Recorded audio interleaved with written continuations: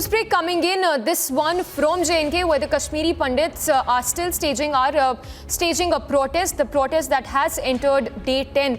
Now, this continued protest against the administration comes after the targeted killings in the valley. Remember, those protests was sparked after the killing of Kashmiri Pandits. So the visuals on your screens as well of the Kashmiri Pandits staging a protest there over the targeted killings in the valley.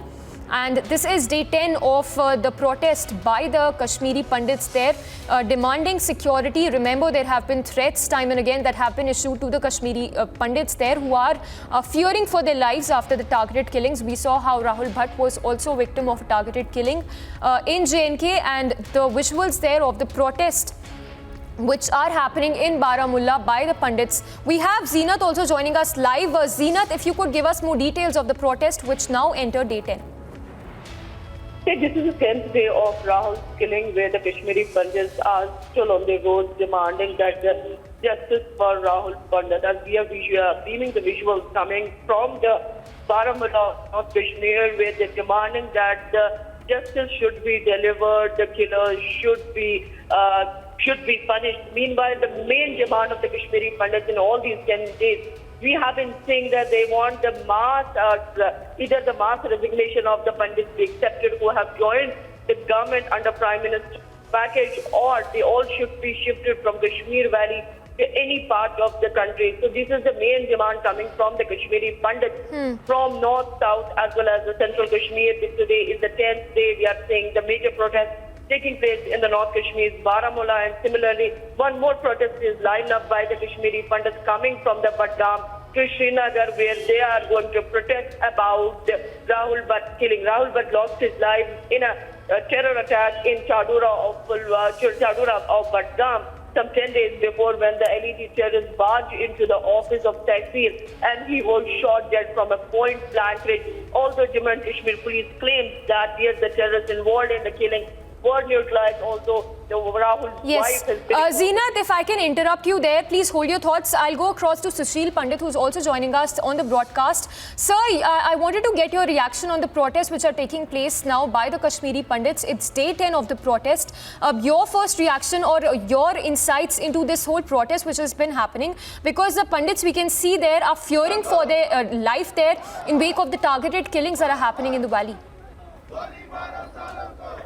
It is the 10th day, and what you see is stark.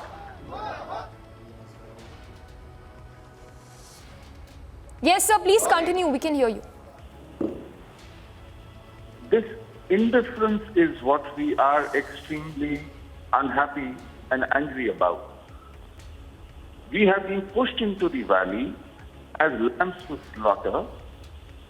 This was meant to be an economic package, and it has been turned into some kind of a return to the valley in order to recreate that utopia which some people carry in their heads about harmony that prevailed in Kashmir.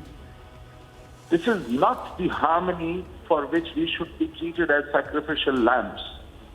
We should stop chasing that utopia. It has to be security-based. Our first reason for leaving Valley was threat of life. Jihad was trying to annihilate us, and that is why we left the Valley. This PM package was to give us some economic sustainability. It wasn't to rehabilitate us back in the Valley in the same vicinity where we were fearing our lives more than 30 years ago. And nobody is bothered about the security, nobody is bothered about our threat to life. And when we protest, we are brutalized by our own police. This is travesty. This is complete insensitivity. Nobody is willing to even come and talk. I mean, where is the reason gone? Where is the empathy gone? All of us who are in Kashmir have been torn away from our families, who fear for our lives day in and day out, and nobody's bothered. This is the protest all about. More than livelihood, it is the life that matters.